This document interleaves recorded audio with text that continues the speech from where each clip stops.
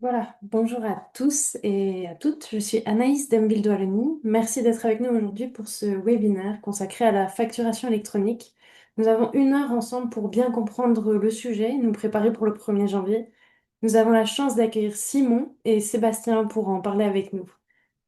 Simon, Sébastien, je vous laisse activer le micro pour vous présenter. Oui, vous nous entendez bien, oui? Ok, Oui, super. parfait. Super. Enchanté. Donc, moi, c'est Sébastien. Je suis le fondateur de TrustUp et de TrustUp Pro. Du coup, on va un peu vous en parler ici. Je suis accompagné de Simon, qui est notre responsable produit. D'abord, on vous souhaite tous, bien sûr, la bienvenue pour ce webinaire hein, sur le sujet de la facturation électronique. Qui est un sujet qui vous touche directement en tant que professionnel du bâtiment. Alors, je pense qu'on est un peu plus d'une centaine de personnes connectées aujourd'hui, hein, ce qui démontre l'intérêt et le questionnement autour de ce sujet.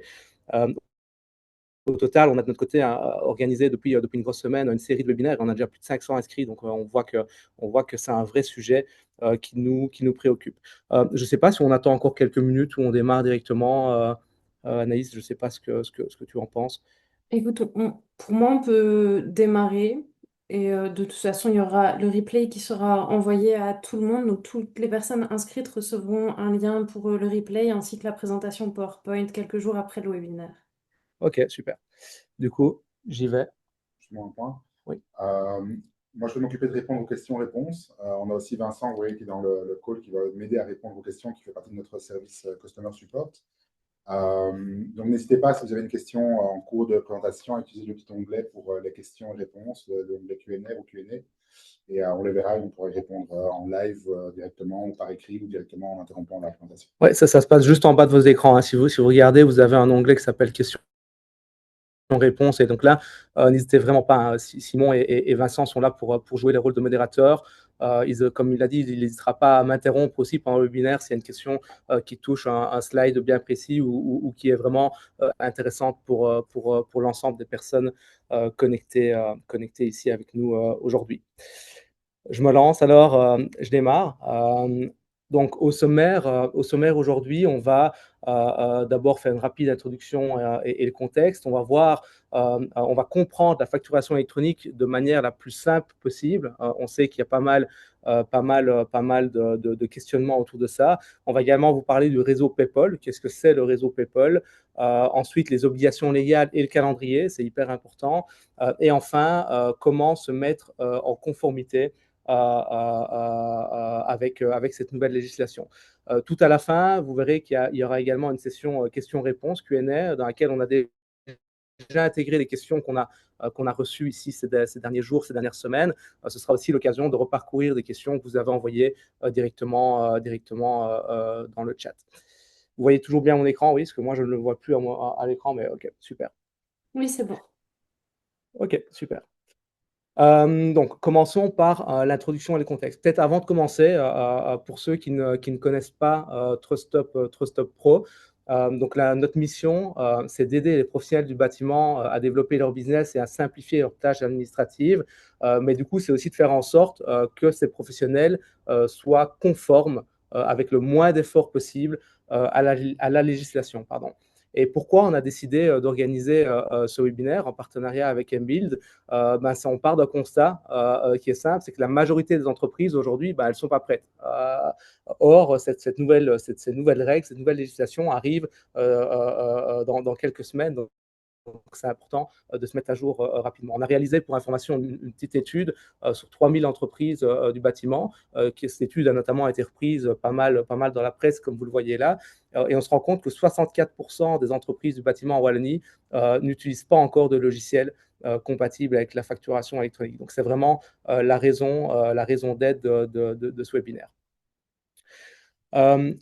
Le contexte, c'est que c'est aussi que, comme je vous l'ai dit, cette législation, elle arrive, elle devient obligatoire dès demain, donc dès le 1er janvier 2026. Et quel que soit le secteur ou la taille de l'entreprise, tant qu'elle est assujettie à la TVA, ce qui je pense doit être le cas de toutes les entreprises connectées ici ce soir, vous êtes concernés en fait par cette législation. je rentre directement dans le vif du sujet. Encore une fois, n'hésitez pas à poser vos questions dans le chat. Je ne sais pas s'il y en a déjà, mais en tout cas, n'hésitez vraiment pas. On est là pour y répondre. Alors, tout d'abord, premier point à savoir, c'est que tous les documents ne sont pas concernés par la facturation électronique. Donc, si je reprends 5 principaux types de documents, on a d'abord les factures de vente. Donc, les factures de vente, c'est les factures que vous créez et que vous envoyez à votre client. Ce document est concerné par cette réglementation sur la facturation électronique. Ensuite, on a les factures d'achat. Donc, la facture d'achat, c'est la facture que vous recevez de votre fournisseur, par exemple, Big Mat, FAC, Vanmark, peu importe. Donc, cette facture d'achat, sur laquelle, en fait, on va retrouver le numéro de TVA de votre fournisseur et votre propre numéro de TVA, évidemment, est également concernée par la facturation électronique. Troisième type de document, on retrouve les notes de crédit. En fait, les notes de crédit, c'est en quelque sorte, pour simplifier, une facture négative. Et ce document est également concerné par la facturation électronique.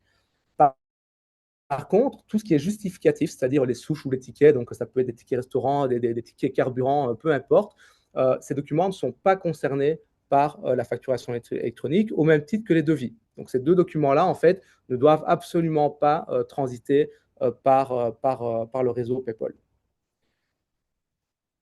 Alors, autre point intéressant, important à comprendre, c'est que une facture électronique, ce n'est pas simplement le fait d'envoyer un PDF par email ou le fait de générer une facture avec un logiciel. Une facture électronique, ce n'est pas ça. Une facture électronique, c'est en fait un fichier dans un format particulier qu'on appelle le format XML, dans lequel est intégré de manière non visible, vous ne le verrez pas, votre fichier PDF, donc, qui est la facture, qui est le visuel de votre facture qu'en fait vous aviez l'habitude d'envoyer à votre client.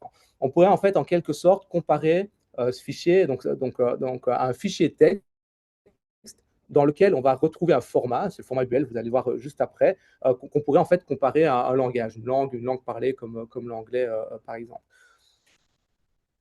Pour bien comprendre à quoi ressemble ce fichier, vous le voyez ici sur votre écran.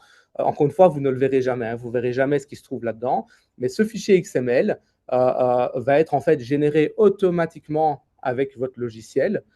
Et dedans, dans ce fichier XML, vous retrouverez votre facture PDF et les deux en fait vont être envoyés directement dans le réseau PayPal. Et dans ce fichier, en fait, si vous lisez un petit peu entre les lignes ici, vous allez retrouver les informations sur votre client, par exemple ici ODG Toiture. Vous allez retrouver des informations sur les dates d'émission du document, le délai de paiement, la numérotation. Vous allez également retrouver toutes les lignes de votre facture qui vont être détaillées directement dans ce document. Encore une fois, vous ne le verrez pas, mais le réseau PayPal va lire directement ce document.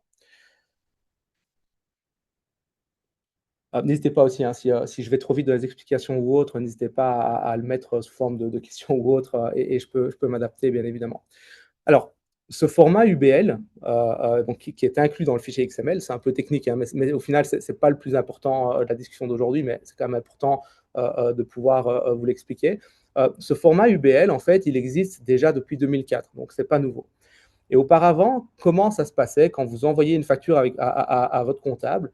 Votre comptable avait un logiciel qui était capable de générer ce format depuis les données qu'il allait lire sur votre scan ou le PDF que vous allez lui envoyer. Donc concrètement, vous lui transfériez soit via impression ou soit par email ou peu importe le mode de transfert, vous lui transfériez l'image de votre facture. Et lui, son logiciel était capable de la scanner et avec ce qu'on appelle un OCR, il était capable d'aller lire les données et les réintégrer dans ce format UBL. Et quand votre comptable n'avait pas de logiciel qui était capable de faire ça, il devait tout réencoder à la main, ce qui évidemment était compliqué. Aujourd'hui, au lieu de ça, votre fichier, en fait, il est déjà structuré et il va directement être envoyé dans le réseau PayPal. Et donc, on va le voir juste après, il va pouvoir être connecté au logiciel de votre comptable.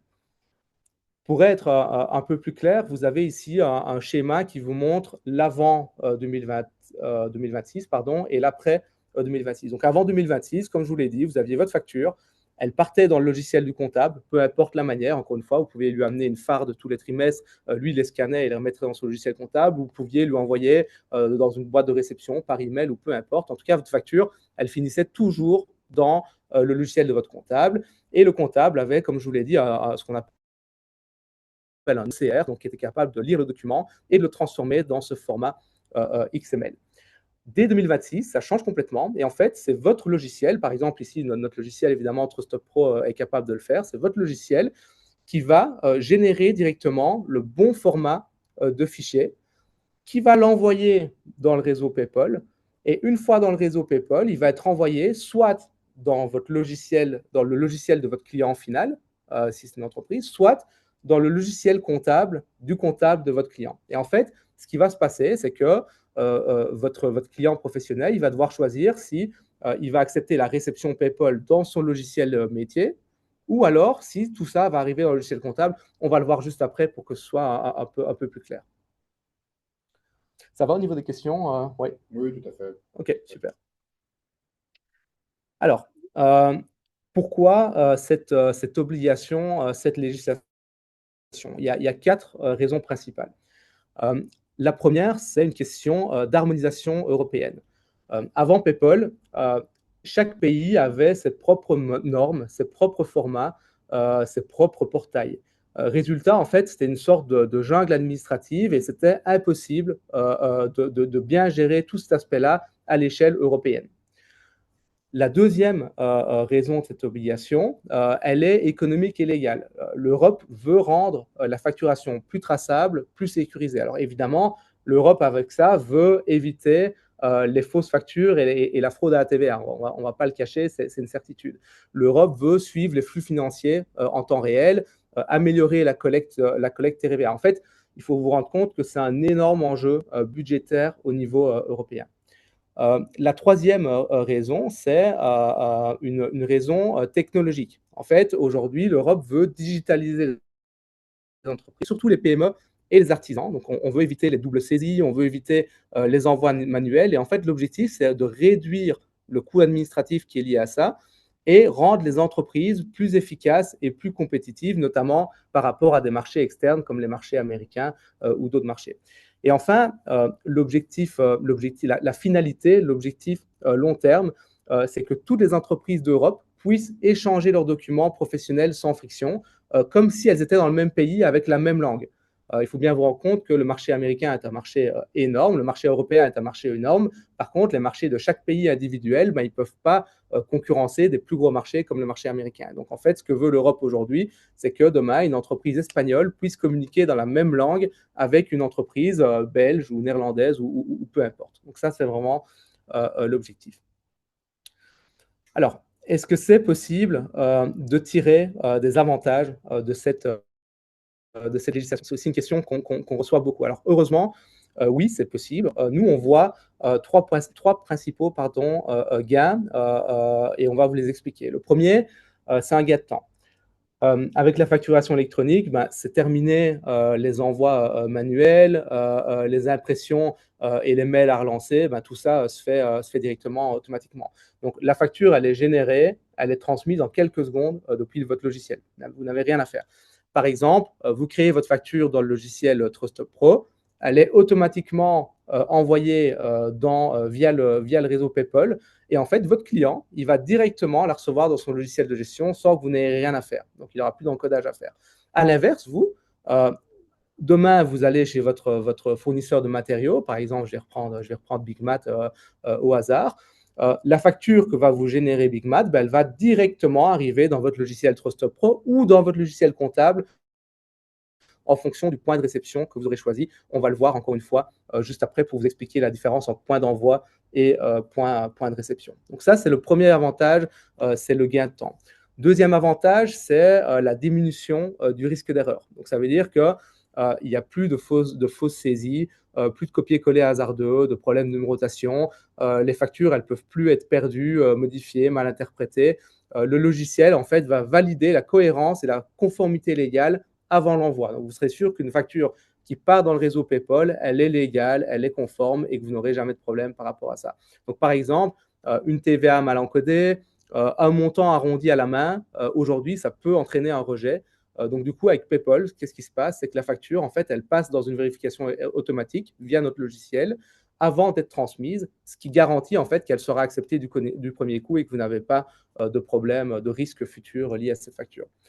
Le troisième avantage, c'est la connectivité. Donc, PayPal crée une connexion qui est directe et sécurisée entre vous, vos clients, vos fournisseurs et votre comptable. Donc, en fait, c'est un énorme avantage parce que vous êtes connecté en temps direct en fait, avec tous les interlocuteurs importants dans ce process de facturation.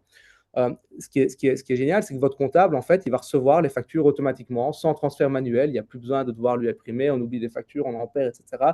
Votre comptable, en fait, reçoit tout directement. Donc, ça veut dire que vous gagnez en fluidité et en traçabilité dans vos échanges administratifs.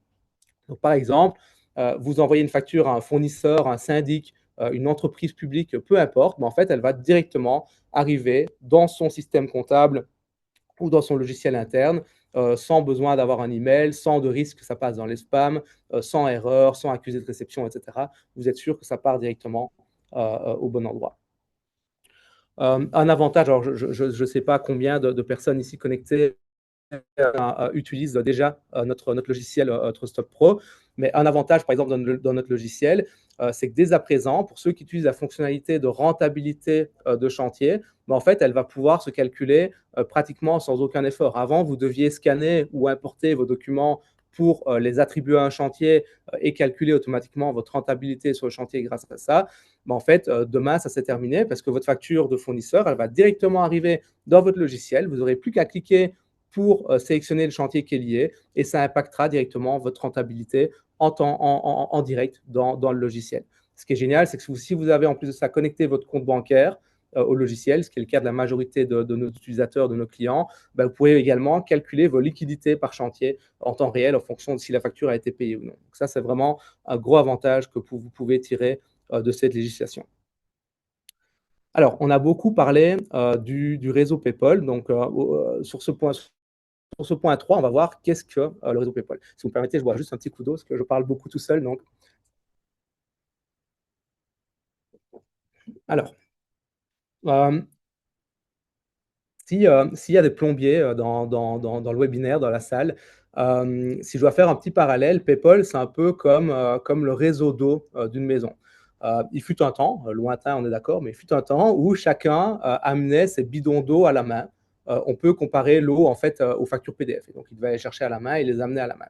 Maintenant, en fait, tout passe par un réseau de canalisation commune. Donc, chacun en fait va venir se brancher à une conduite qui est standardisée. Et l'eau, c'est-à-dire les factures, circulent partout proprement et sans risque d'erreur. Donc, PayPal, ce n'est pas un logiciel, c'est une infrastructure en fait partagée. Il faut bien comprendre ça, PayPal n'est pas un logiciel, c'est une infrastructure sur laquelle les logiciels vont aller se connecter. On pourrait faire un autre parallèle et dire que PayPal, c'est en fait une autoroute numérique des factures. Et tous les professionnels qui sont en Belgique ou partout en Europe, ils sont connectés pour échanger leurs documents en toute sécurité. L'avantage, c'est que vous n'avez pas besoin de comprendre la technique en fait derrière tout ça. Un logiciel en fait comme TrustStop s'y connecte pour vous et gère toute cette partie-là pour vous. Comme ça, vous de votre côté, vous restez concentré sur vos chantiers et pas sur toute cette gestion technique en fait qui est liée à PayPal. Je vous en ai parlé juste avant. Avec PayPal, on a deux types de points d'accès. On a le point d'envoi et le point de réception. Le point d'envoi, en fait, ça sert pour factures de vente. Le point de réception, ça sert pour factures d'achat. Donc, comment ça se passe?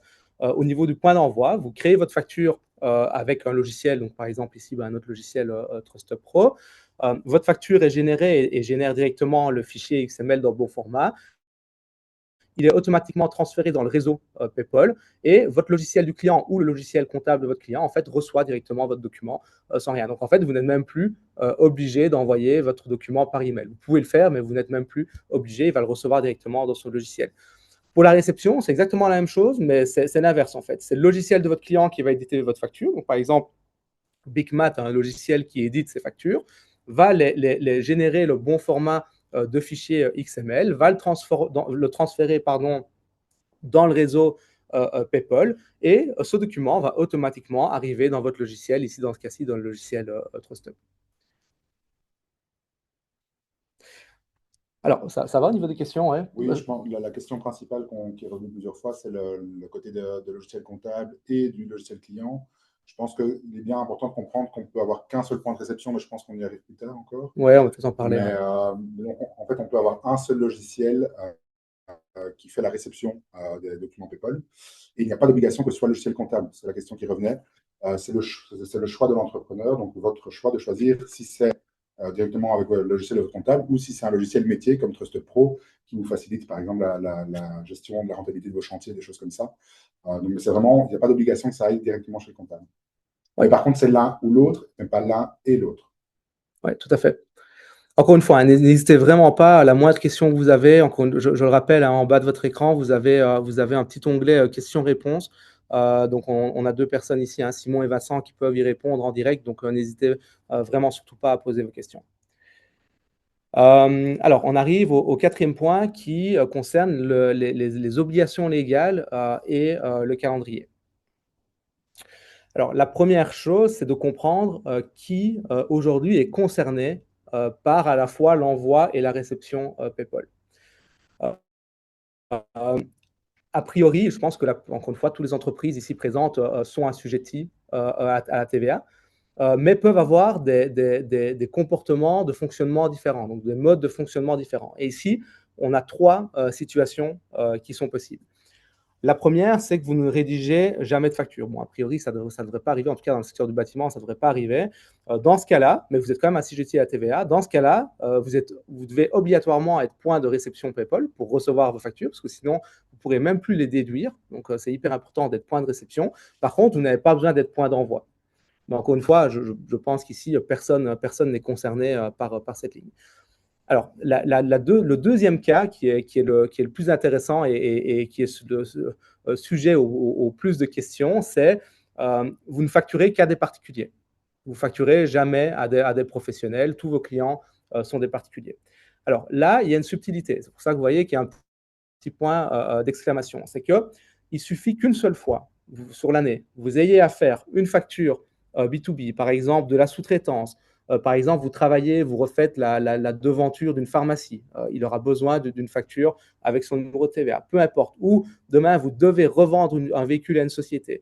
N'importe quelle facture sur laquelle vous aurez un client B2B, bah à ce moment-là, vous devriez obligatoirement activer le point d'envoi. C'est-à-dire que je pense, encore une fois, la très, très grande, nous, on le voit dans nos clients, on est je pense, à 97% des clients qui, sur l'année, font au moins une facture avec un client qui a un numéro de TVA. Donc, ça veut dire qu'en fait, bah, vous avez 97% de chance à peu près, si on prend en compte qu'on représente, qu'on est assez bien représentatif avec 5000 clients dans le bâtiment du marché, bah, en fait, vous êtes pratiquement sûr d'un jour devoir faire une facture avec du B2B. Donc, dans ce cas-là, vous devrez tout de même activer votre point d'envoi et il n'y a pas de débat sur le point de réception. Vous devrez toujours l'activer si vous voulez continuer à déduire vos factures. Et la troisième situation possible, c'est vous facturer à des particuliers et à des professionnels. Et là, il n'y a aucune question à se poser. Vous devez être à la fois point d'envoi et à la fois point de réception.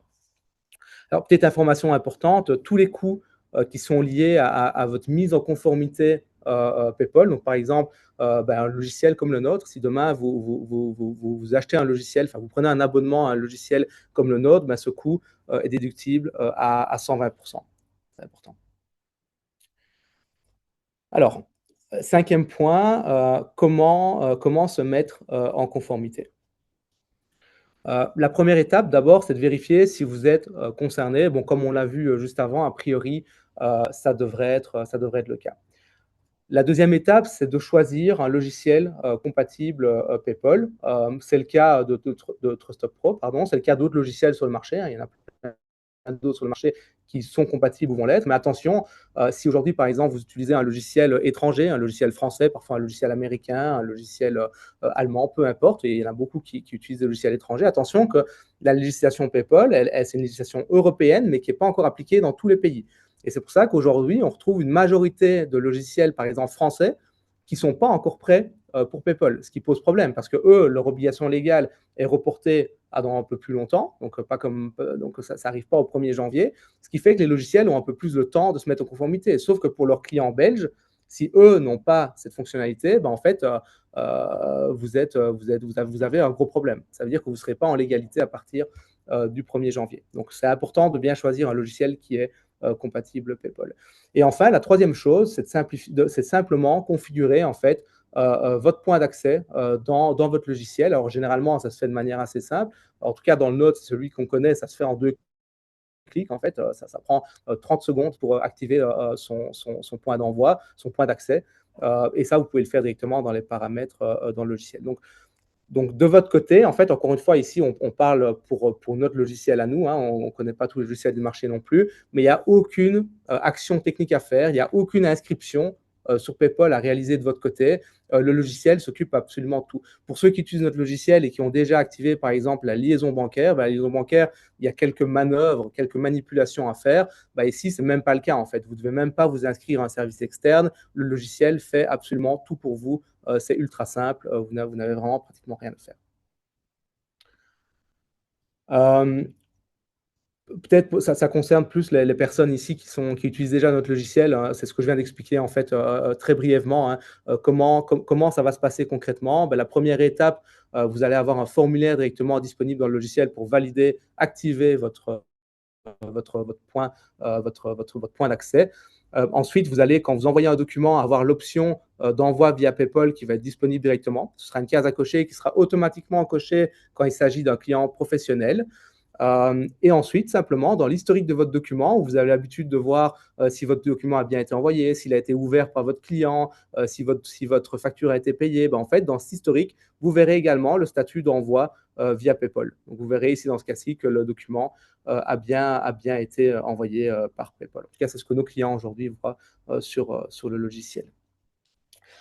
Avant de passer à la partie Q&A, il y a des questions que tu peux partager pour des questions qui pourraient intéresser Il y a plusieurs personnes qui ont posé la question en disant qu'ils vont bientôt arrêter leur carrière, mais au courant de l'année 2026. Ouais. Et qui demandent s'ils doivent évidemment se mettre en conformité ou pas. Effectivement, il faudra se mettre en conformité. De là, la solution TrustUp peut vous aider si c'est pour quelques mois. En plus, sur l'année 2026, c'est 120% déductible. Donc, dans tous les cas, ça ne va pas être des frais qui vont impacter énormément. Par contre, oui, vous devez, et même si vous faites que des factures à les particuliers, c'est un des points, parce que vous devez pouvoir recevoir les factures de vos fournisseurs. Ouais. Donc, vous devez avoir un logiciel, en tout cas, qui permet de recevoir les Je pense que tous ici dans la salle, ou presque, votre comptable vous pousse déjà aujourd'hui à vous mettre en conformité parce que votre comptable sait très bien que demain, si ce n'est pas le cas, vous risquez des problèmes. Vous risquez de ne plus pouvoir déduire vos factures d'achat, ce qui pose évidemment un gros problème, et vous risquez des problèmes légaux, même s'il y a eu un petit moratoire de quelques mois au niveau des factures d'envoi. Pour tout ce qui est réception, vous ne pourrez même pas les déduire si jamais vous n'avez pas activé votre point d'accès. Donc là, c'est un point important. Enfin, il n'y a pas le choix, malheureusement, de se mettre en conformité. Ouais. Et là, il y avait une deuxième question qui, je pense, peut être intéressante pour tout le monde. Il y avait la question de est-ce qu'on peut avoir un logiciel différent qui fait l'envoi et la réception? La réponse est oui. Vous pouvez avoir un logiciel qui fait l'envoi de vos factures et un logiciel qui va faire la réception, ce qui est parfois le cas quand vous fonctionnez avec votre comptable qui impose que la réception arrive chez lui. Mais ça ne veut pas dire que c'est générer vos factures dans le logiciel comptable spécifiquement, ou pour avoir un autre logiciel qui émet les factures. Tout à fait, oui. On a deux écoles chez les comptables. La grande majorité des comptables préfèrent que votre point de réception il soit dans votre logiciel et que votre logiciel ait un export facile vers le comptable ou une liaison en direct vers le comptable. La majorité des comptables préfèrent ça, que le logiciel gère à la fois le point d'envoi et le point de réception. Après, il y a quelques comptables, une petite partie des comptables qui disent non, moi je veux être le point de réception directement pour éviter d'avoir un intermédiaire. Bon, nous, on ne le conseillerait pas forcément parce que du coup, ça enlève un avantage que vous avez dans votre logiciel métier. Je vous ai montré tout à l'heure qu'en fait, en centralisant tout ce qui est achat-dépenses dans le logiciel, ici, je prends le cas de notre logiciel, par exemple, vous avez une application mobile avec laquelle vous pouvez scanner tous vos tickets et vos reçus. Et en fait, ce qui est génial, c'est que vous allez avoir toutes les factures qui vont arriver automatiquement et au même endroit, en un clic avec votre téléphone, vous allez pouvoir scanner vos reçus et vos tickets. Vous allez retrouver toutes vos dépenses, qu'elles soient des factures ou des tickets, des reçus, au même endroit, dans une même interface, et ensuite les exporter en un clic vers votre comptable, trimestre par trimestre, mois par mois, au rythme que vous voulez, ou connecter votre logiciel comptable directement à notre logiciel pour que ça s'envoie en temps réel, en direct. Donc, il y a assez peu d'avantages en fait de mettre le point de réception vraiment directement dans le logiciel comptable. Et la plupart des comptables, je pense aujourd'hui, l'ont bien compris. J'en prends encore une. Oui, vas-y, On vas-y. démarre la Q&A. Il y avait une question, une précision peut-être avec Didier de Ablap, qui avait posé plusieurs questions en disant effectivement, parce qu'on parlait justement de l'arrivée dans le logiciel comptable, et tu en parlais effectivement. Donc c'est l'un ou l'autre, effectivement. Par contre, c'est sûr qu'il y a des flux qui vont être créés entre les logiciels de facturation comme TrustUp et les logiciels comptables. Donc, les documents devront bien arriver en données. Si TrustUp Pro, par exemple, est le logiciel qui va faire la réception, nous avons des exports et nous travaillons sur des connecteurs avec les outils comptables pour directement envoyer les documents qui seraient arrivés chez nous, pour ne pas qu'il y ait un double travail de réencodage, évidemment. Ouais. Donc ça, c'est sûr que les documents doivent, dans tous les cas, toujours atterrir dans votre comptabilité. Oui, tout à fait. Ok, plus de questions. De toute façon, on va arriver dans le Q&A, donc ça très bien. Peut-être juste avant de commencer le Q&A, ici, on a mis en place une offre spéciale en partenariat, enfin grâce à ce partenariat avec Mbuild pour les personnes présentes dans ce webinaire. Donc pour ceux qui n'ont pas encore de logiciel ou qui veulent tester un autre logiciel, on fait une offre, une réduction qui va jusqu'à moins 30%, qui est uniquement réservée aux professionnels qui ne sont pas encore clients chez TrustUp. Donc, vous avez une réduction de 20% sur l'ensemble de nos offres si vous payez mensuellement, et vous avez une réduction de 30% sur l'ensemble de nos offres si vous payez annuellement. Donc, pour vous donner une idée, nos packs, pour tout ce qui concerne la facturation notamment, démarrent à 49 € par mois. Ça veut dire que ça vous revient, si vous payez mensuellement, ça vous revient à 39 € en paiement mensuel, ou à peu près 400 € si vous faites un paiement unique annuel. Pour bénéficier de cette offre-là, qui est temporaire, hein, qui est valable jusqu'au 28 décembre, vous pouvez vous rendre sur le lien pro.trustup.be/mbuild. Je pense, je ne sais pas si Anaïs est toujours connectée, mais je pense qu'on pourra également vous l'envoyer par email après le webinaire. Oui, je suis toujours là, pas de souci. Super, on vous l'enverra aussi directement par email. Passons à la question, à la session de questions-réponses qui, je pense, est intéressante. On a mis ici quelques questions qu'on a déjà eues. Alors, elles ont peut-être déjà été traitées. On va peut-être faire un peu de redondant. Encore une fois, c'est le bon moment. Hein, si vous avez des questions, n'hésitez vraiment pas à les poser. Je propose même qu'on garde en priorité les dernières questions qui sont posées ici et qu'on y réponde directement oralement. Comme ça, tout le monde peut bénéficier en fait des questions des autres. Alors, la première question qu'on a notée, combien va me coûter l'implémentation de PayPal? Alors, ça dépend des logiciels. Il y a des logiciels qui le font payer avec un service complémentaire, d'autres le font payer à la facture envoyée. Aujourd'hui, chez TrustUp, c'est compris en fait dans le prix d'abonnement classique. Deuxième question, est-il possible de doubler l'envoi de la facture? Donc, envoyer la facture à mon client par PDF, par mail, et également via PayPal. Oui, tout à fait. En fait, c'est juste que votre client va recevoir votre mail avec votre facture en PDF, mais il n'aura plus besoin de l'intégrer dans son logiciel. Elle y sera déjà automatiquement via le réseau PayPal. On avait beaucoup de questions aussi. Comment faire pour activer PayPal? Encore une fois, il n'y a aucune inscription à faire, il n'y a aucune action technique à réaliser. En fait, c'est directement en quelques clics sur votre logiciel. Pour les clients TrustUp, vous allez recevoir un mail en fait avec la procédure directement, avec une petite vidéo de moins d'une minute qui vous explique comment activer PayPal. Est-ce que j'ai un avantage à m'y mettre avant 2026? Alors, nous, on pense que oui, parce que c'est dangereux de s'y mettre à la dernière minute, parce qu'à un moment donné, si vous avez un problème, vous n'y arrivez pas, ou peu importe, en fait, pour une fois, ça démarre au 1er janvier, donc vous devrez être en ordre au 1er janvier. Donc, on pense que ça a un intérêt de s'y mettre assez rapidement. Est-ce que ça change quelque chose avec mon comptable? Oui, en fait, en bien, votre comptable, demain, il fera de moins en moins d'encodage, ou pratiquement plus d'encodage, en fait. Il recevra tout de manière automatisée, tout dans le bon format. la majorité des factures qu'il va recevoir seront directement de bon format. Et en fait, votre comptable, demain, pourra passer plus de temps avec vous à vous donner des conseils fiscaux, l'optimisation fiscale de votre entreprise, etc. Ben, il pourra passer à budget égal, il pourra passer plus de temps, en fait, à vous conseiller plutôt que de faire de l'encodage, en fait, qui n'apporte pas beaucoup de valeur. Qu'en est-il des factures émises et reçues en dehors de la Belgique? Alors aujourd'hui, l'obligation ne touche que les entreprises belges à belges.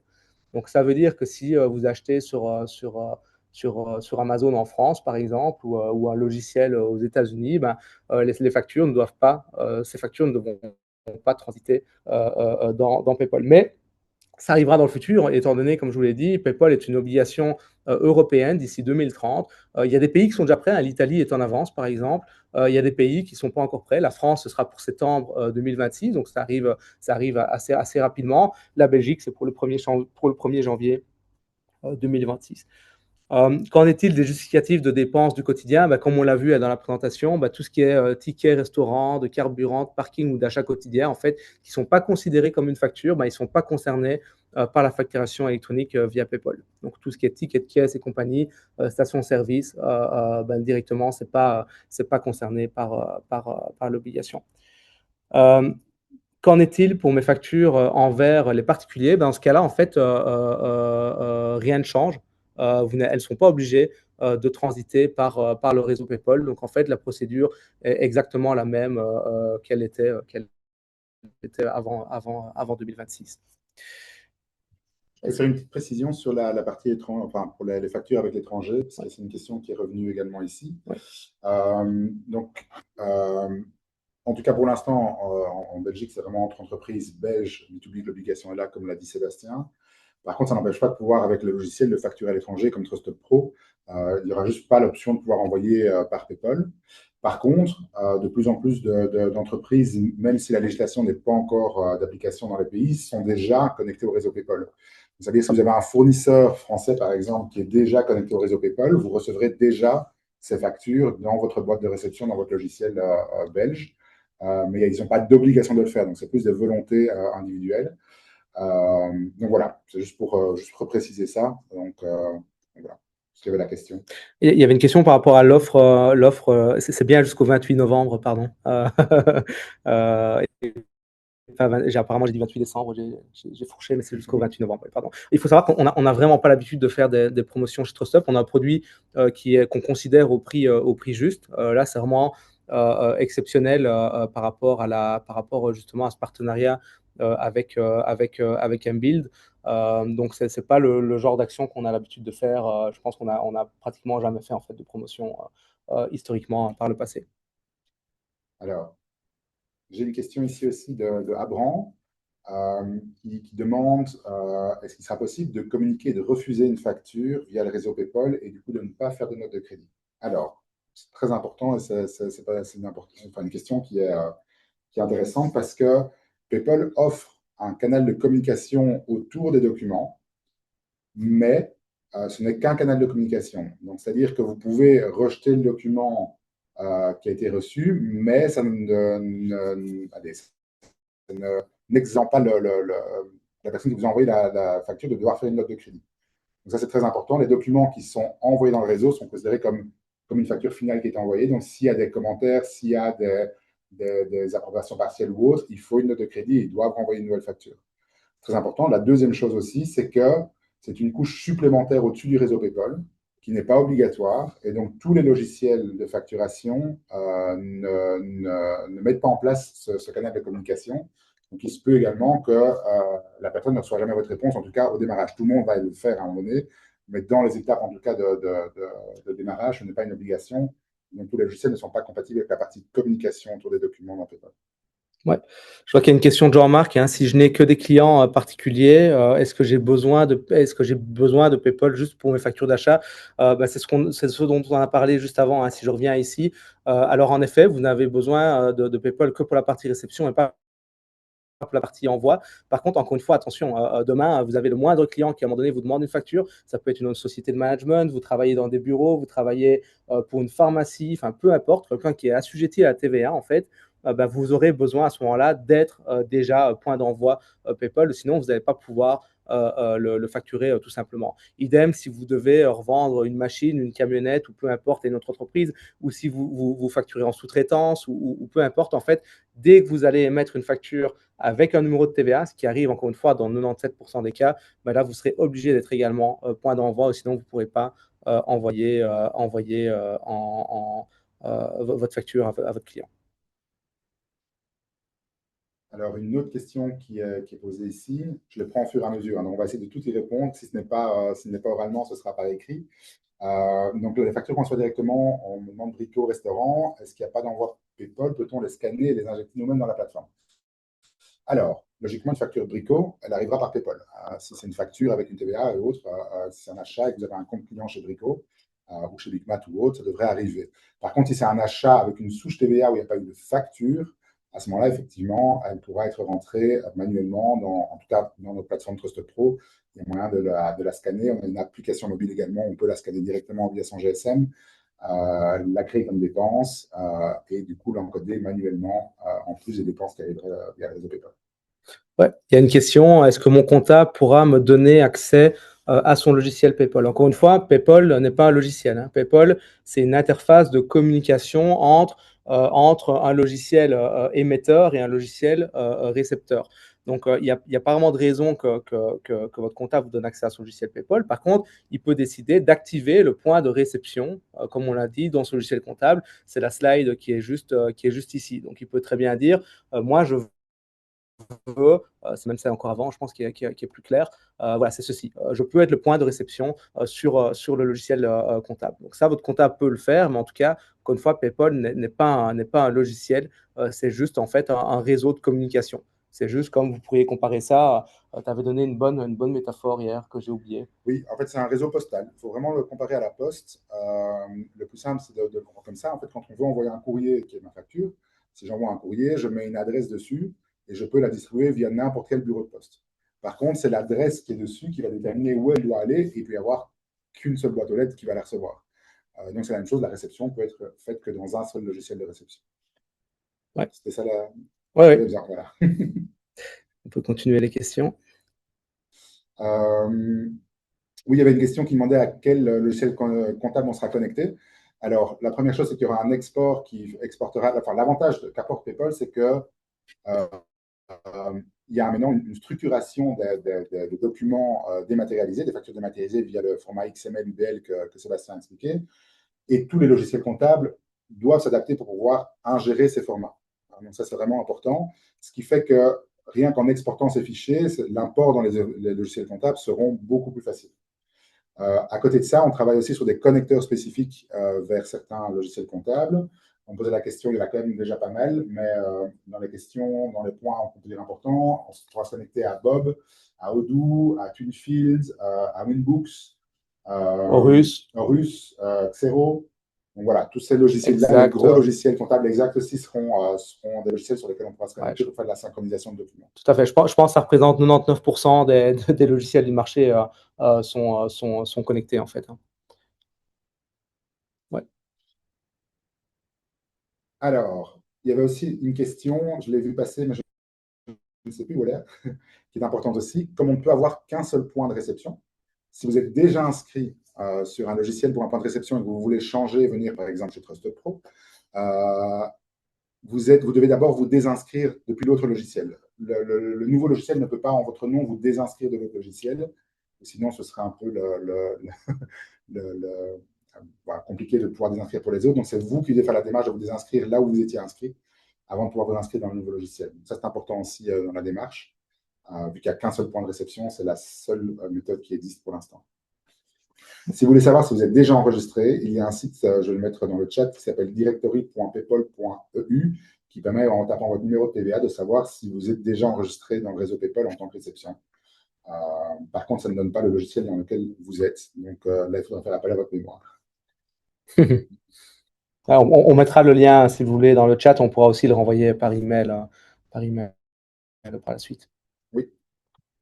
Alors, est-ce que toute facture émise avant le 31/12/2025 peut encore être émise sous format PDF?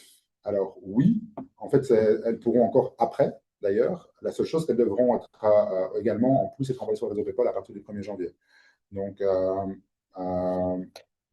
voilà. Oui, il faut bien comprendre, encore une fois, que vous allez pouvoir continuer à envoyer vos factures au format PDF, hein, ça ne change rien, hein. C'est juste que vous allez également devoir les envoyer dans le réseau PayPal en même temps. Et comme je l'ai montré ici, alors je ne sais plus où c'est, voilà, c'est ici. En fait, quand vous envoyiez votre document via le logiciel, vous aviez l'envoi par email. Et par exemple, de notre côté, on propose également l'envoi par SMS.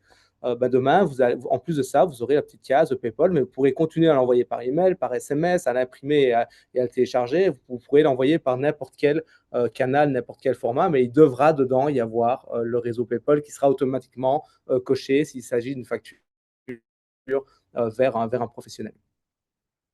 Alors, on a deux questions qui sont un peu les mêmes, qui demandent est-ce que c'est bien PayPal qui se charge de vérifier si votre client est sur PayPal également, ou en tout cas un logiciel qui est connecté à PayPal, qu'il risque d'y avoir des situations un peu mixtes au démarrage, peut-être même en janvier 2026.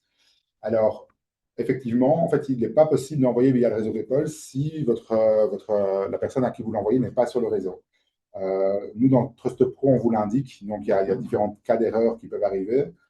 C'est un cas d'erreur qu'on va mettre. Donc, on va bien indiquer que le client n'est pas dessus, parce qu'on aura reçu la réponse disant qu'il n'est pas dessus. Et à ce moment-là, on ne sera pas faire l'envoi. Il sera indiqué. Il y a un historique qui est gardé chez nous pour aussi avoir une preuve de votre côté que vous avez essayé de l'envoyer.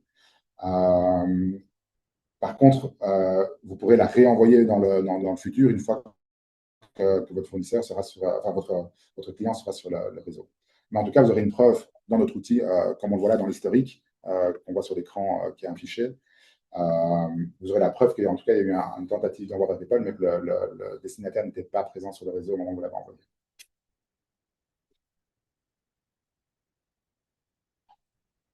Alors, Il y avait une question, donc il y avait quelqu'un qui résumait. Donc, si je comprends bien, votre logiciel permet de traduire ma facture en PDF dans le langage PayPal, car PayPal ne peut lire que des formats XML. Alors, oui, c'est à peu près ça. Donc, notre logiciel, encore une fois, va formater, va générer automatiquement le fichier XML dans lequel on va retrouver votre PDF, mais vous ne le verrez pas. Et on va envoyer ça dans le réseau PayPal pour que le logiciel récepteur, c'est-à-dire de votre client, reçoive votre document. Donc, ça, c'est à peu près ça. Oui. je vais apporter une précision parce que peut-être que la question est si vous générez un PDF en dehors de Trust Pro, est-ce que vous pouvez l'envoyer via Trust Pro dans PayPal? Là, par contre, non. Parce que notre logiciel est un logiciel qui permet en fait de créer ces PDF. Donc, je ne sais pas si c'est peut-être pour un peu plus préciser. Donc, notre logiciel, en fait, il faut le voir comme un tableau Excel, on va dire, amélioré, simplifié, fait pour la construction, dans lequel vous encodez en fait simplement vos lignes de produits. Vous avez une bibliothèque produits qui vous permettent d'encoder en fait très facilement les choses avec vos prix, avec vos prix d'achat qui sont directement intégrés, ce qui vous permet de générer des factures très très vite, des devis également. Et en fait, de là, nous générons un PDF et nous générons la version XML qu'on envoie vers PayPal. Ouais. Il y a une question sur le délai entre l'envoi de la facture et la réception par le client. Je pense que c'est quasiment instantané, hein. Peut-être quelques minutes. Pour s'enregistrer sur le réseau? Non, non, non, pour le fait entre le moment où la facture est envoyée et réceptionnée dans le logiciel Oui, du oui, client. c'est quasi instantané en fait. Il y a peut-être quelques secondes de délai, mais c'est quasiment instantané. Ouais. Tout dépend de la charge du réseau. C'est comme un email en fait. Parfois, il y a un peu de latence, mais il faut le voir vraiment dans la même type de vitesse. Il y a une question de Romana. Donc, les fournisseurs pourront toujours imprimer et remettre des factures, mais auront l'obligation de la mettre sur le réseau. Ben oui, c'est ça. En fait, ils pourront toujours vous remettre une facture sous format papier ou l'envoyer par mail, peu importe. Donc, vous pourrez toujours avoir cette facture. Par contre, ils auront l'obligation d'envoyer le fichier XML au bon format dans le réseau PayPal. Et cette facture, en fait, arrivera directement dans votre logiciel de gestion. Vous n'aurez plus besoin de scanner la facture que vous aurez reçue en format papier et la donner à votre comptable. Ça arrivera directement dans le logiciel où vous êtes le point de réception. Alors, j'ai une question de Abran que je vais prendre et c'est une question que je vais peut-être revenir après. Je vais encore un petit peu regarder parce que c'est une bonne question et je n'ai pas la réponse, mais du coup, je préfère dire qu'on n'a pas la réponse. C'était la question à partir du 1er janvier, est-ce qu'on peut encore utiliser l'ancien système si on édite des factures qui sont encore de 2025, ou c'est vraiment à partir du moment où la facture est créée, on va dire, même si c'est une facture de 2025, mais on vous la crée le 3 janvier par exemple, si ça doit être envoyé dans le réseau ou pas. C'est une bonne question, je n'ai pas la réponse. Je peux me renseigner, en tout cas revenir vers vous par la suite, mais je n'ai pas la réponse pour celle-là, en tout cas pour l'instant. Alors, il y avait une question CHC. Donc la question, c'est donc il faut modifier l'architecture de nos factures selon une architecture particulière pour que TrustUp Pro puisse lire et traduire les bons paramètres pour PayPal. Non, pas forcément. En fait, ce qu'il vous faut, c'est vraiment le logiciel avec lequel vous allez faire votre facture. Donc, en fait, ce sera plus possible de faire une facture sur Excel. Hein, il faut bien en être conscient. C'est le logiciel qui va directement, en fonction de votre facture que vous aurez envoyée à votre client, générer le fichier dans le bon format. Mais il n'y aura pas d'architecture particulière. C'est la même chose que ce que vous faites aujourd'hui. Dans une facture, vous retrouvez les informations de votre entreprise, les informations de votre client et les lignes de votre facture avec les totaux, les taux de TVA, etc. Ben là, ce sera exactement la même chose, sauf qu'en fait, notre logiciel va faire le travail pour vous et va générer le fichier qu'on a vu juste ici dans la présentation. Hein, si je reviens dessus, c'est ce fichier-ci va être généré automatiquement par notre logiciel sans vous n'ayez aucune contrainte technique à réaliser. Il y a une autre question. Donc, le point de réception pourrait être chez mon comptable. Oui, bien sûr, vous pouvez avoir le point d'envoi dans votre logiciel métier. Donc, le logiciel, par exemple, TrustUp, mais il y a d'autres logiciels sur le marché également. Et le point de réception peut être directement chez votre comptable. Mais attention, si vous mettez le point de réception chez votre comptable, vos factures d'achat, vos dépenses n'arriveront pas dans votre logiciel métier. Donc, ça veut dire que si vous utilisez votre logiciel pour vous faire du calcul de rentabilité automatisé, par exemple, ce qui fonctionne très bien aujourd'hui, vous ne pourrez pas le faire. Ça veut dire aussi que demain, si vous utilisez votre logiciel métier pour scanner vos tickets et vos reçus, vous aurez d'un côté vos tickets et vos reçus et de l'autre côté vos factures qui seront déjà chez votre comptable. Donc, nous, on conseille vraiment, et ce n'est pas une question de vouloir tout centraliser chez nous, mais d'une question facilité pour vous, facilité pour le futur, facilité d'utilisation. On conseille vraiment de mettre à la fois votre point d'envoi et votre point de réception dans votre logiciel métier et de vous connecter ou de réaliser des exports directement vers votre comptable. Je vois qu'il y a encore une question, je pense que ça a déjà été précisé, mais je vais quand même le préciser sur si on envoie si on envoie dans PayPal le PDF plus le format PayPal. Non, c'est vraiment le format qu'on envoie, donc qui est là, le fichier XML qui contient votre PDF. Donc, ce n'est pas deux fichiers séparés, c'est un seul fichier dans un format XML qui englobe à l'intérieur, enfin, où le PDF est englobé à l'intérieur de ce format. Donc, nous, on envoie un seul fichier vers PayPal, et ce fichier contient le PDF. Et c'est le logiciel de réception qui va arriver à décoder ce fichier, en extraire le PDF pour pouvoir l'afficher à votre client. Attention, ce n'est pas une obligation. Certains logiciels ne le font pas. Nous, TrustUp Pro le fait parce qu'il y a souvent plus de contexte sur les PDF aussi. Mais ce n'est pas une obligation. Il peut y avoir des fournisseurs ou autres qui enverront des factures complètement dématérialisées sans le PDF. Alors, il y a une question, quelle amende risque-t-on si l'envoi n'est pas fait via PayPal? Alors, il y a deux choses par rapport à ça. Il y a d'abord des amendes administratives. Je pense que c'est 5 000 € qui sont prévus en 3 tranches, si je ne me trompe pas. Mais je pense que ça doit être ça. 5 000 € délivrés en 3 tranches. Donc ça, c'est la première chose. Mais il y a surtout le risque que vous ne puissiez plus déduire toutes vos factures d'achat, en fait. Donc, ce qui est encore plus problématique potentiellement plus problématique en fonction de votre chiffre d'affaires que l'amende que vous allez avoir pour les factures que vous n'avez pas envoyées. Et donc, du coup, ça veut dire que même votre client final, en fait, à un moment donné, il va pas être d'accord que vous ne lui envoyez pas la facture via PayPal. Ça va poser problème pour lui aussi. Peut-être juste pour revenir sur la question de la facture qui serait de 2025, mais envoyée en 2026. C'est vraiment la date d'émission de la facture qui est marquée dans le texte de loi. Donc, c'est toute facture émise à partir du 1er janvier, indépendamment de la date d'opération. Donc, si votre date de la facture, qui est la date d'émission de la facture, est en 2025, c'est toujours bon en PDF. Par contre, si la date d'émission est de janvier 2026, à partir de janvier 2026, elle doit être en école de PayPal. Ouais. Alors, il y a une question de Jean-Marc. Mon client particulier pourra-t-il lire ma facture émise? En fait, votre client particulier, vous allez continuer à lui envoyer la facture. Il va la recevoir en PDF. Donc, si je reprends ici la vue ici, vous voyez au milieu de mon écran, c'est l'envoi du document via le logiciel. Votre client en particulier, l'envoi PayPal ne sera pas sélectionné. Et en fait, il n'y aura que l'envoi par email en format PDF classique ou par SMS, si vous voulez l'envoyer par SMS, qui sera considéré ici. Vous ne l'enverrez pas dans le réseau PayPal si c'est un client en particulier. Par contre, quand c'est un client professionnel, automatiquement, la case d'envoi via PayPal sera cochée. Il y avait une question aussi si le logiciel peut directement détecter les informations nécessaires à PayPal. C'est une question qui est revenue aussi plusieurs fois dans d'autres webinaires.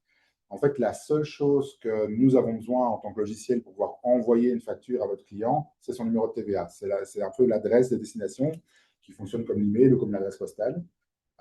Donc, il n'y a pas besoin de connaître l'identifiant PayPal ou d'enregistrer quelque chose d'autre sur votre facture pour pouvoir l'envoyer via PayPal. C'est vraiment les factures qui, comme elles sont maintenant, vous avez un numéro de TVA qui est indiqué de votre client. Et rien qu'avec ça, nous, on sait du coup l'envoyer à la bonne personne dans le réseau. Ouais. Il y a une question, où peut-on voir toutes les factures qui ont été envoyées via PayPal? En tout cas, nous, dans notre logiciel, vous avez une section d'envoi et vous voyez dans l'historique de chaque document s'il a bien été envoyé par PayPal. Après, est-ce qu'il existe un endroit, un recueil, enfin, un espèce de recueil où toutes les factures ont transité? Je ne pense pas que c'est le cas. Donc, c'est vraiment dans votre logiciel que vous allez pouvoir voir si elles ont été envoyées dans PayPal. Oui, comme PayPal n'est pas un logiciel accessible, c'est un réseau. Ouais. Il n'y a pas besoin de se connecter pour voir. En tout cas, ce n'est pas quelque chose qui est prévu là maintenant. Peut-être qu'un jour, il y aura des choses, le gouvernement mettra des choses en place, mais pour l'instant, ce n'est pas quelque chose qui. Ouais. On a une question, et donc le client devra se munir de plusieurs abonnements chez divers fournisseurs de ces services. Là, je n'ai pas bien compris cette question-là. Peut-être si c'est possible juste de la préciser pour pouvoir y répondre.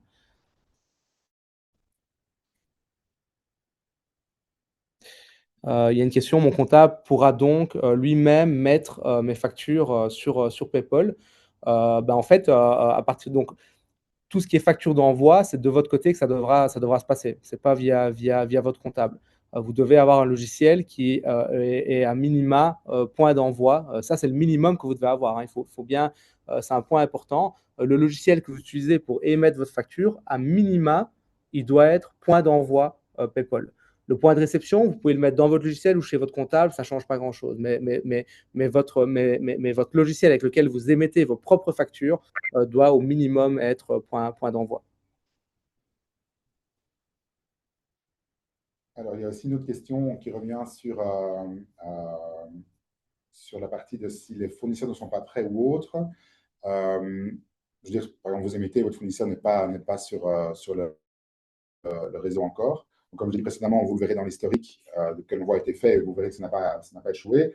D'un point de vue légal, alors ils n'ont pas encore complètement confirmé ça, mais logiquement, si vous recevez, en tout cas, si une personne reçoit sa facture en dehors du réseau PayPal et pas dans le réseau PayPal, il n'a pas l'obligation de la payer. Donc, il doit se retrouver dans le réseau PayPal pour pouvoir la réceptionner, pour qu'elle fasse quoi et pour être payé. Ouais, c'est un point important. Hein. Donc, on parle d'amendes. Hein. Les amendes sont jusqu'à 5 000 euros. Alors, 5 000 euros pour une grande entreprise, ça ne représente pas grand-chose. Pour un petit indépendant, évidemment, ça représente beaucoup plus. Par contre, il y a tous les autres risques qui sont liés à ça, notamment le fait qu'en effet, votre client ne sera a priori plus obligé de payer votre facture si elle ne transite pas par le réseau PayPal. Légalement, en tout cas, il ne sera plus obligé de la payer. Donc là, évidemment, c'est un impact qui est beaucoup plus grand que les 5 000 euros d'amende que vous risquez dans ce cas-là. Le but ici, ce n'est pas de vous faire peur, bien évidemment. Hein. C'est la législation qui est comme ça. Et le tout maintenant, c'est de réussir en fait à se mettre en conformité et à s'adapter à cette législation le plus facilement possible et en ayant le moins d'impact possible sur votre business actuel, en fait.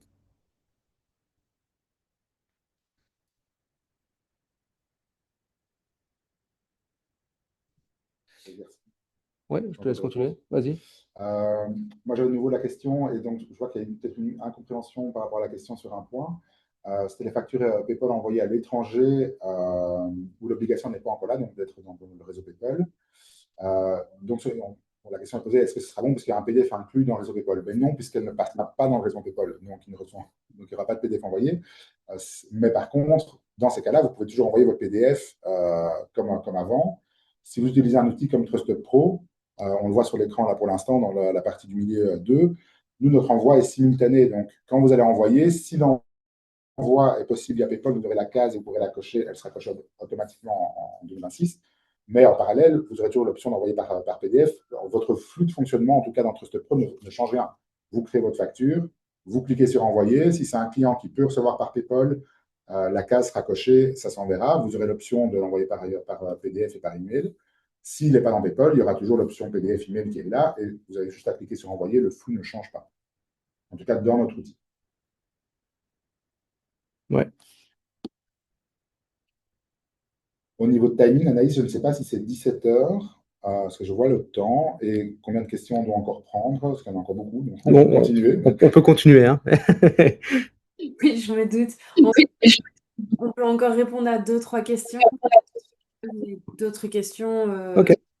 je peux les recevoir par mail aussi plus tard. Ok. Alors, il y a une question sur l'IA est-elle prévue dans TrustUp pour remplir les informations des factures reçues? Alors, les factures reçues qui arriveront par PayPal, toutes les informations sont remplies automatiquement. Pas besoin d'IA puisqu'on les reçoit de manière digitalisée.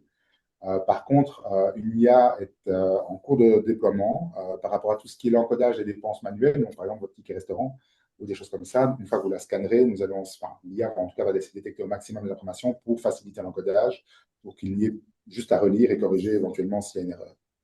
Ouais. C'est en fait un OCR qu'on est en train d'implanter directement dans l'application. C'est déjà en test sur une bonne partie de nos clients et en train d'être généralisé partout. Ouais.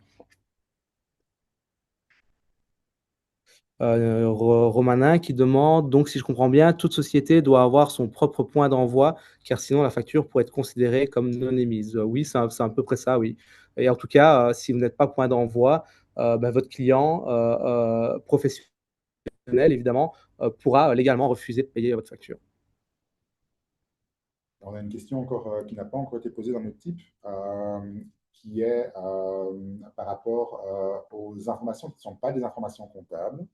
Donc, typiquement, vous avez parfois dans vos factures, vous avez une ligne de produit avec une description du produit ou du service que vous avez fait. Ces informations-là peuvent transiter également via PayPal. Donc, en gros, dans la facture électronique dans PayPal, on a vraiment le nom de la ligne, qui est parfois le nom du produit, le nom du service, et on a aussi une ligne de description qui peut être transmise. Donc, ça veut dire que ces informations-là seront également transmises avec le fichier XML. Ouais. Quelqu'un dit qu'il est arrivé en retard pour le webinaire. Je pense que le webinaire est enregistré, donc pourra vous être envoyé directement par mail après la session. Est-ce est-ce qu'il y a une dernière question? Il y en a encore beaucoup qui ont répondu, parce qu'elles arrivent au fur et à mesure. Ce que je propose peut-être, c'est qu'on les reprenne et on fasse un résumé des réponses et on te l'envoie. Anaïs, si tu pourras te l'envoyer à toi après. Oui, bien sûr. FAQ, hein, ce serait bien. Ouais. OK. Eh bien, merci beaucoup, c'était hyper complet et merci d'avoir pris le temps de répondre au plus de questions possibles. Je me doute que si on reste une heure de plus, il y aura encore plus de questions à venir. Donc voilà, comme disait Sébastien, d'ici quelques jours, je vous enverrai la présentation, le lien replay de ce webinaire et le petit code promo avec. Et donc, on essaiera également de répondre aux dernières questions en même temps. Mais merci encore à TrustUp, Sébastien, Simon et Vincent d'avoir été là, d'avoir pu répondre à tout ça. Avec plaisir et merci à tous. Merci à toi, Anaïs, et à Mbuild pour l'opportunité de participer à ce webinaire. Et merci à tous les participants, parce qu'il y avait quand même pas mal de monde connecté aujourd'hui. Donc c'est intéressant. Et n'hésitez pas, si vous avez d'autres questions, vous pouvez les renvoyer par après et on y répondra avec plaisir. Voilà, merci beaucoup. Au revoir, bonne fin de journée à tous. Au revoir. Bonne fin de journée à tous. Au revoir.